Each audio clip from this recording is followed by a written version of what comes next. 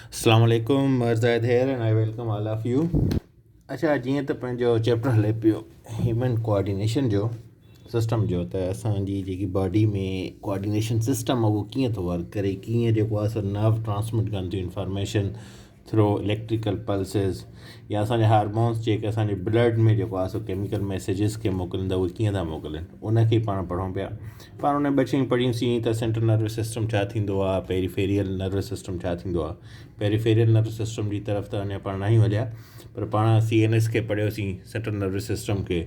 त उन 2 शयूं हूंदियूं आहिनि, हिकु स्पाइनल कॉर्ड हूंदो आहे, ॿियो हूंदो आहे ब्रेन। ठीकु आहे, ब्रेन जा जेको आहे मेजर पाण 3 सां पढ़ियासीं, तव्हांखे यादि हूंदो fore brain, mid brain and head brain. ठीकु आहे, ऐं रिपीट करण जो इहो मक़सदु इहो हूंदो आहे त जीअं तव्हां का शइ मिस थी वई आहे त उहा वरी तव्हां रिटेन करे वठो। त फोर ब्रेन में पाण पढ़ियोसीं त सेरेबिरम हूंदो आहे, थैलेमस हूंदो आहे, हाइपोथैलेमस हूंदो आहे। ठीकु आहे, इहे हाइपोथैलेमस ऐं थैलेमस इहे पार्ट हूंदा आहिनि लिम्बिक सिस्टम जा। ठीकु आहे, लिम्बिक सिस्टम अॼु पाण पढ़ंदासीं छा थींदो आहे। उन खां पोइ पाण मिड ब्रेन पढ़ियोसीं। हाणे मिड ब्रेन में 3 शयूं हूंदियूं आहिनि, 2 शयूं हूंदियूं आहिनि, टेक्टम आहे, ठीकु आहे, टेगमेंटम हूंदो आहे। उन खां पोइ हेड ब्रेन पाण पढ़ियोसीं त हेड ब्रेन जे अंदरि सेरिबिलम हूंदो आहे, पोन्स हूंदो आहे, मेडुला हूंदो आहे। ठीकु आहे, ऑफन जेको आहे सो अक्सर जेको आहे सो मिड ब्रेन खे या पोन या मेडुला खे ब्रेन स्टीम बि चयो वेंदो आहे। ठीकु आहे, त इन्हनि में कन्फ्यूजन क्रिएट न कजो, या तव्हां कंफ्यूज़ न थींदो त बाबा ब्रेन स्टीम जेकॾहिं हू पुछे थो, तव्हां सम्झी वञो त mid brain, pons and medulla खे इन टिनिनि खे गॾे करे रेफर कयो वेंदो आहे टुगेदर, छा चयो वेंदो आहे, ब्रेन स्टीम। ठीकु आहे, उन खां अलावा जेको आहे सो हेड ब्रेन में जेको आहे सो सेरिबिलम हूंदो आहे, पोन्स हूंदो आहे एंड मेडुला हूंदो आहे। सही आहे, उन खां पाण सेरिबिरम खे पढ़ियोसीं त सेरिबिरम या कॉर्टेक्स हिकु ई शइ हूंदी आहे, इहो largest part of human brain हूंदो आहे, इहो एसोसिएटेड हूंदो आहे हायर जेके ब्रेन फंक्शनिंग कंदी आहे। ठीकु आहे, जंहिंमें तव्हांजे थाट्स आहिनि, जंहिंमें तव्हांजे एक्शन्स आहिनि, जेके तव्हां माना तव्हांजी ज़िंदगी में जेके अहम किरदारु अदा कनि था, अहिड़ा कम उहे सेरिबिरम जे थ्रू थींदा आहिनि। ठीकु आहे, हा, सेरिबिरियल कॉर्टेक्स जेको आहे इहो डिवाइड कयो वञे थो 4 शयुनि में, जेके पाण लोब्स पढ़ियासीं। फ्रंटल लोब्स पढ़ियोसीं पाण, पेरिटेरियल लोब्स पढ़ियोसीं, उन खां पोइ ओसिपिटल लोब पढ़ियोसीं, उन खां पोइ टेम्पोरल लोब पढ़ियोसीं। ठीकु आहे, त फ्रंटल लोब में छा पाण पढ़ियोसीं त इहा रीज़निंग आहे जेकी तव्हांजी, ठीकु आहे, अकल आहे, या प्लैनिंग तव्हां कयो था, या तव्हां का स्पीच ॾियो था। ठीकु आहे, या तव्हांजे इमोशन्स आहिनि, या प्रॉब्लम सॉल्विंग जा जेके तव्हांजी ज़िंदगी में कहिड़ा मसइला अचनि था, जेके तव्हां उन्हनि खे सॉल्व कयो था, उहे तव्हां फ्रंटल लोब में ई थींदा आहिनि। उन खां पोइ पेरिटल लोब जी तव्हांजो तालुक़ु आहे मूवमेंट्स सां, तव्हांजी ओरिएंटेशन, तव्हांजी रिकग्निशन, तव्हांजी सुञाण जेकी आहे, माण्हू खे तव्हां रिकग्नाइज़ कयो था, उहा तव्हांजी परसेप्शन जेकी आहे उहा पेरिटल लोब जे थ्रू थींदी आहे। ओसिपिटल लोब जेके आहे तव्हांजी विजुअल प्रोसेसिंग आहे। ठीकु आहे, जेकी शइ तव्हां ॾिसो था, जीअं तव्हां पेज ॾिसो था, जेको लिखियलु आहे, इहो तव्हांजे दिमाग़ सिग्नल वञे थो ॾिसी करे, अखि जे थ्रू रेटिना में जेके नर्व्स हूंदियूं आहिनि, ऑप्टिकल नर्व्स, उन थ्रू तव्हांजे दिमाग़ खे सिग्नल वञे थो, उहो हिन जी विजुअल प्रोसेसिंग करे थो। ठीकु आहे, उन खां पोइ टेम्पोरल लोब आहे। टेम्पोरल लोब छा सां एसोसिएटेड आहे, इहो तव्हांजी परसेप्शन सां। ठीकु आहे, या रिकग्निशन ऑफ ऑडिटरी स्टिमुलाई, जेके तव्हां आवाज़ु ॿुधंदा हो, ठीकु आहे, उहो तव्हां सुञाणे वेंदा हो, इहो तव्हां टेम्पोरल लोब जे थ्रू सुञाणींदव। या तव्हांजी मेमरी आहे, या तव्हां जेकी स्पीच कंदा आहियो उहे। ठीकु आहे, ॿियो इहो पाण पढ़ियोसीं जेको कॉर्टेक्स आहे, ही लेट सपोज़ ही ब्रेन आहे सॼो। ठीकु आहे, हिन में जेको ही ॿाहिरियों हिसो आहे, जेको रिंकल आहे, हीअ वारो बिल्कुलु इहो हूंदो आहे तव्हांजो सेरिबिरम। ठीकु आहे, इन जे हेठों ई वरी ही लेयर हूंदी आहे, उहो बि ईअं रिंकल वारो हूंदो आहे, उहो हूंदो आहे सेरिबिलियम, जंहिंखे अॼु पाण पढ़ंदासीं। ठीकु आहे, त पाण इहो पढ़ियोसीं त बाबा जेके सेरिब्रल कॉर्टेक्स आहे, इहो हाईली जेको आहे सो रिंकल्ड आहे। रिंकल छा आहे, हे जेके हे अंदरि हे जेको मां कयो, इहो रिंकल्ड हूंदो आहे। ठीकु आहे, इहो जेको आहे सो एफिशिएंट जेको आहे सो पार्ट हूंदो आहे ब्रेन जो। ठीकु आहे, इहो इंक्रीज़ या डिक्रीज़ करे सघे थो ब्रेन जी सरफेस खे। ठीकु आहे, न्यूरॉन्स जेके हूंदा आहिनि उहे हिन जे अंदरि ई हूंदा आहिनि। सही आहे, हाणे उन खां पोइ जेको आहे सो जेकी सेकेंड शइ जेकी अॼु पाण पढ़ंदासीं, उहा आहे सेरिबिलम। ठीकु आहे, सेरिबिलम खे पाण पढ़ी वियासीं, हाणे सेरिबिलम पढ़ंदासीं पाण। आई होप त हीअ तव्हांजी रिवीजन सुठी थी वई हूंदी। हीअ इम्पोर्टेंट टॉपिक आहे, इन जे करे हिनखे रिवाइज़ करणु लाज़िमी हुयो। ठीकु आहे,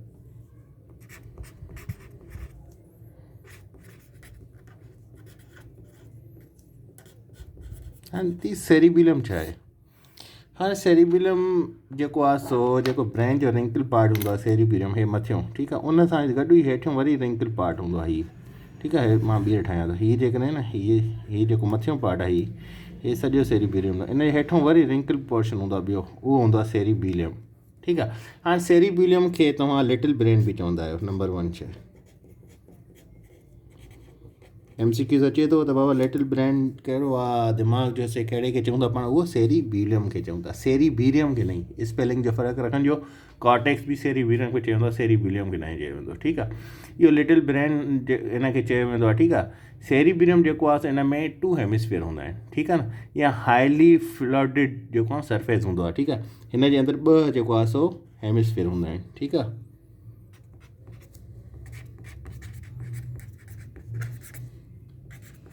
हेमिस्फीयर मीन्स पोर्शन, ठीकु आहे। 2 पोर्शन हूंदा आहिनि, हिकु मथां हूंदो आहे, हिकिड़ो हेठां हूंदो आहे हुनजे, ठीकु आहे। त सेरिबीलियम जेको आहे सो लिटिल ब्रेन आहे, ठीकु आहे। हे हाईली फोल्डिड सरफेस आहे, यानी कि कॉर्टेक्स चयो वञे थो, ठीकु आहे। 2 हेमिस्फीयर हूंदा आहिनि हिन जे, 2 हिसनि में हूंदो आहे। जीअं तव्हां ॿुधो हूंदो त बाबा नादरन हेमिस्फीयर आहिनि, साउदर्न हेमिस्फीयर जियोग्राफी में, इहो वर्ड उतां ई निकितल आहे। त इन खे ईअं तव्हां सम्झो 2 हिसा आहिनि, ठीकु आहे। इन जो जेको स्ट्रक्चर आहे इहो एसोसिएटेड हूंदो आहे रेगुलेशन सां, कोऑर्डिनेशन ऑफ मूवमेंट, या तव्हां जेको पोस्चर हूंदो आहे, ठीकु आहे। तव्हां कंहिं एंगल सां वेठा हो, तव्हांजो पोस्चर छा आहे बॉडी जो, तव्हां कीअं था ॾिसण में लॻो। के माण्हू हूंदा आहिनि जेके कुॿा थी हलंदा आहिनि, के हूंदा आहिनि जेके स्ट्रेट थी हलंदा आहिनि, के हूंदा आहिनि जेके पंहिंजे पाण खे मेंटेन करे हलंदा आहिनि। इहो जेको पोस्चर हूंदो आहे बॉडी जो, इहो बि सेरिबीलियम सां कनेक्टेड हूंदो आहे। या तव्हांजी बॉडी जो जेको बैलेंस आहे, त ॾिसंदा त घणा माण्हू हलंदे हलंदे थोरो हेॾे होॾे थी वेंदा आहिनि, हिलिजी वेंदा आहिनि। के माण्हू बिल्कुलु बैलेंस रखी हलंदा आहिनि, त जेको बैलेंस रखी शइ हलंदी आहे उहा सेरिबीलियम जे थ्रू हलंदी आहे, ठीकु आहे। त हीअ एसोसिएटेड चवंदा आहिनि। नंबर 1 जी जेकी मां तव्हांखे कई regulation,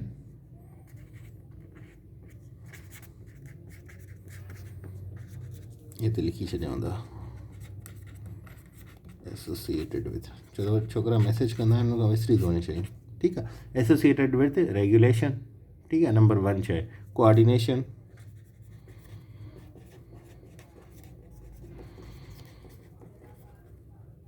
regulation coordination of movement. त जेकी बि मूवमेंट जी रेगुलेशन थींदी आहे या कोऑर्डिनेशन थींदी आहे, उहा सेरिबीलियम जे थ्रू थींदी आहे, ठीकु आहे।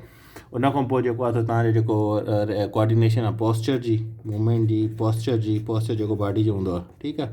त तव्हां कहिड़े अंदाज़ सां वेठा हो या बैलेंस, इहे सेरिबीलियम इन सां एसोसिएटेड हूंदो आहे, ठीकु आहे। सेरिबीलियम जेको आहे सो इहो मच ओल्डर हूंदो आहे सेरिबीलियम खां, ठीकु आहे। इहो बि तव्हांखो MCQ पुछी सघे थो, much older than सेरिबीलियम,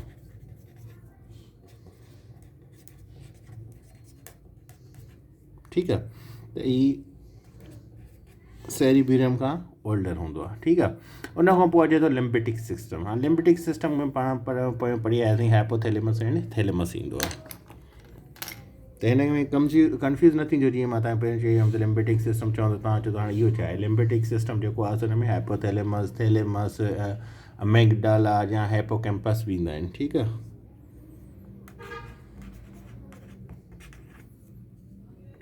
limbic system,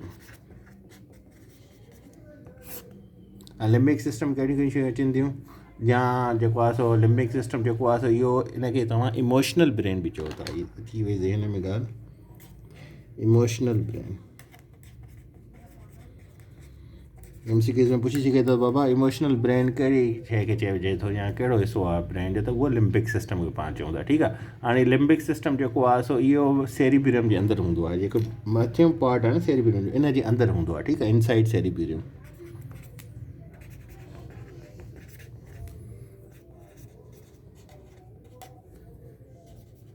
ठीकु आहे। सेरिबीलियम जे अंदरि हूंदो आहे। इहो छा ते मुश्तमिल आहे इहो सिस्टम, इन में कहिड़ियूं कहिड़ियूं अचनि थियूं, थैलेमस अचे थो, ठीकु आहे।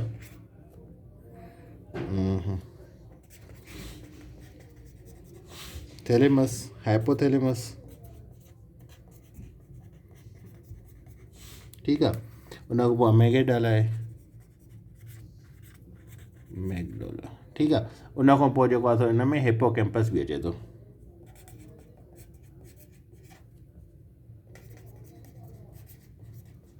सही आहे।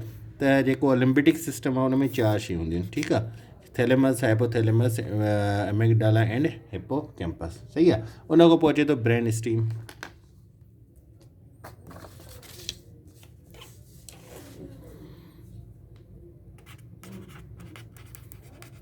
हाणे ब्रेन स्टीम बि पाण पोइ पढ़ी आयासीं, ठीकु आहे। त ब्रेन स्टीम छा खे चइजे थो, सही आहे। त ब्रेन स्टीम जेको आहे इहो अंडरनीथ हूंदो आहे लिम्बिक सिस्टम जे, लिम्बिक सिस्टम जे अंदरि हूंदो आहे, ठीकु आहे।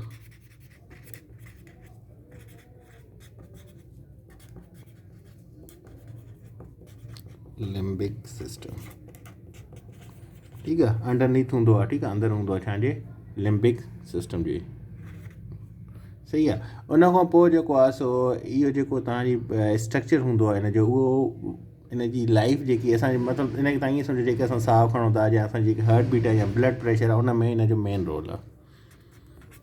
आसान सिंधी में तव्हां सम्झी ॾियो, play an important role in breathing, ठीकु आहे। उन खां पोइ heart beet,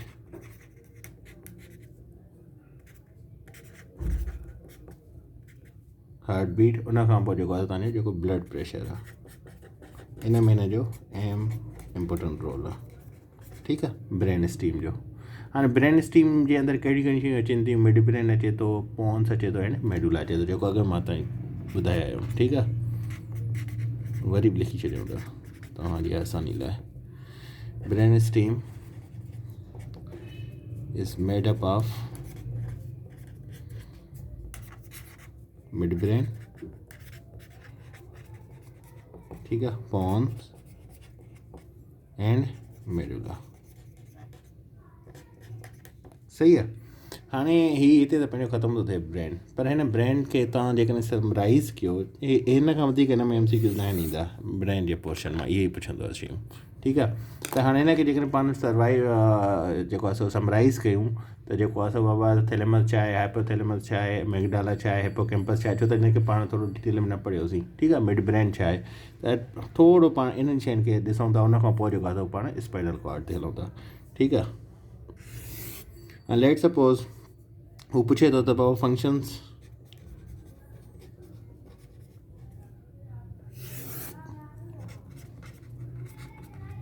parts of NS मतिलबु नर्वस सिस्टम, ठीकु आहे। हाणे हिन में पाण पढ़ियोसीं थैलेमस, हीअ 1 पेपर जे हिसाब सां तव्हां लाइ इम्पोर्टेंट आहे। हाणे थैलेमस छा कंदो आहे, इहो रिसीव कंदो आहे मैसेजिस खे, हे थोरो मैसेजिस शॉर्ट करे लिखंदो आहे जीअं हेॾे जॻह नथी बचे, ठीकु आहे। हाणे जेके असांजा 5 सेंसिस आहिनि न, उन खां छा कंदो आहे, रिसीव कंदो आहे इंफॉर्मेशन खे, मैसेज खे रिसीव कंदो आहे, उन रिसीव करण खां पोइ सेंड कंदो आहे लिम्बिक सिस्टम खे उहा इंफॉर्मेशन, जीअं उहो वधीक हली करे अॻिते हली करे आर्गन ॾे ट्रांसफर करे ऐं उहो उन जे हिसाब सां पाण एक्शन खणूं, ठीकु आहे। Receive message from 5 senses and send it to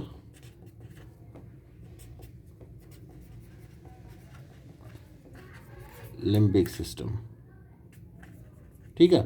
त हिन जो कमु कहिड़ो आहे बाबा, हीअ जेको थाइलेमस आहे इहो रिसीव कंदो आहे मैसेज जेके पंहिंजा 5 सेंसिस आहिनि उन खां, उहो सेंड कंदो आहे कंहिंखे, लिम्बिक सिस्टम खे, ठीकु आहे। उन खां पोइ हाइपोथैलेमस पाण पढ़ियोसीं,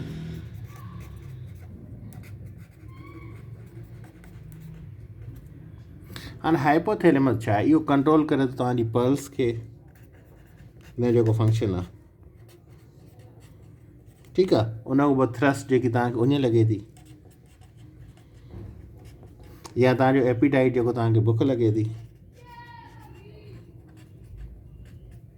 ठीकु आहे। एपिटाइट खां पोइ जेके स्लीप पैटर्न आहे तव्हांजो, त तव्हां निंड कहिड़े हिसाब सां कयो था, नथा कयो, ठीकु आहे,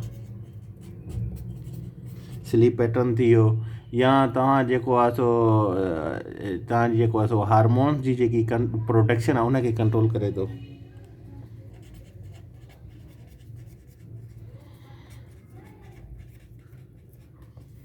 सही आहे। त जेको हाइपोथैलेमस आहे उनजो असल में जेको किरदारु आहे या रोल आहे, उहो बेसिकली कंट्रोल करे थो, कई शयुनि खे कंट्रोल करे थो, थ्रस्ट खे करे थो, पल्स खे करे थो, एपिटाइट जेकी तव्हांखे बुख लॻे थी उन शइ खे करे थो, ठीकु आहे। स्लीप पैटर्न जेको तव्हां निंड करण जो अमल आहे उनखे करे थो, या तव्हांजी हार्मोन जेकी प्रोडक्शन उनखे इहो कंट्रोल करे थो, ठीकु आहे। उन खां पोइ एमिगडाला आहे,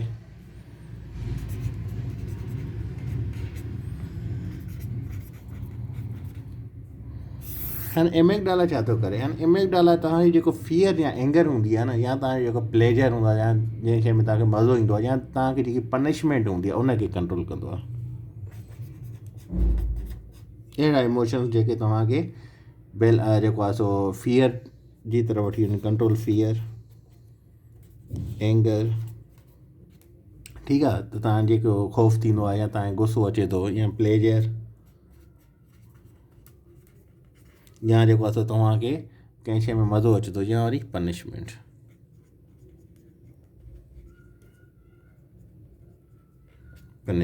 ठीकु आहे, इन शइ खे इहो कंट्रोल करे थो। हाणे एमेगडाला खां पोइ अचे थो हिपोकैम्पस, जेको पाण पढ़ी आयासीं।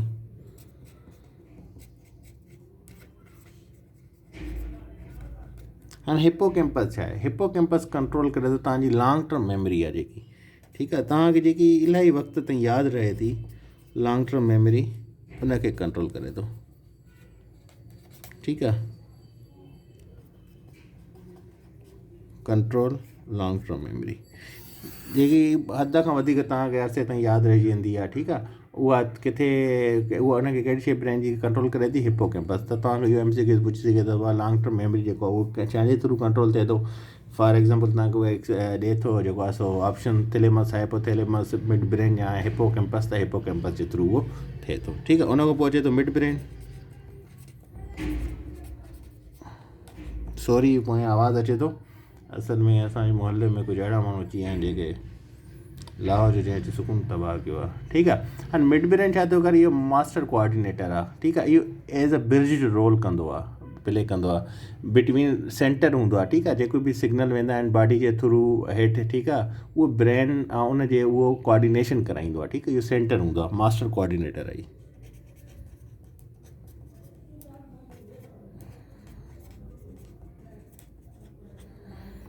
सही आहे। मिड ब्रेन खां पोइ अचे थो सेरिबेलम पाण पढ़ी आयासीं, कंट्रोल कंदो आहे बैलेंस खे, मूवमेंट खे, बॉडी पोस्चर खे। उन खां पोइ पॉन्स, हाणे पॉन्स छा आहे? इहो ओवर एचिंग इन जो रोल हूंदो आहे, ठीकु आहे, इहो फर्स्ट रेगुलेट कंदो आहे ब्रीथिंग खे, ठीकु आहे। सेकेंडली इहो इन्वॉल्व हूंदो आहे जेके सिग्नल जेके हूंदा आहिनि, जेके अदर स्ट्रक्चर ऑफ ब्रेन खे वञनि था, ठीकु आहे, जीअं सेरिबेलम खे, उहो पॉन्स जे थ्रू वेंदा आहिनि, ठीकु आहे। पॉन्स इन जो पहिरियों फंक्शन कहिड़ो आहे? रेगुलेट ब्रीथिंग,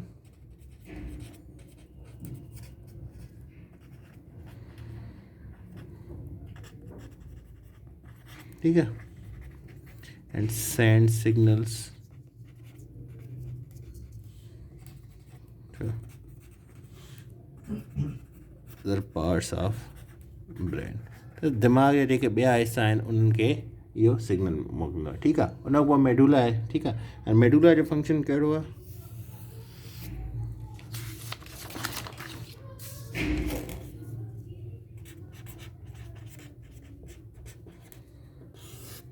ठीकु आहे। हाणे मेडुला छा थो करे? इहो इनवॉलंटरी इन जो फंक्शन हूंदो आहे, ठीकु आहे, इहो परफॉर्म कंदो आहे इलाही क़िस्म जा टास्क, जंहिंमें रेगुलेटिंग ब्लड प्रेशर हूंदो आहे या ब्रीथिंग।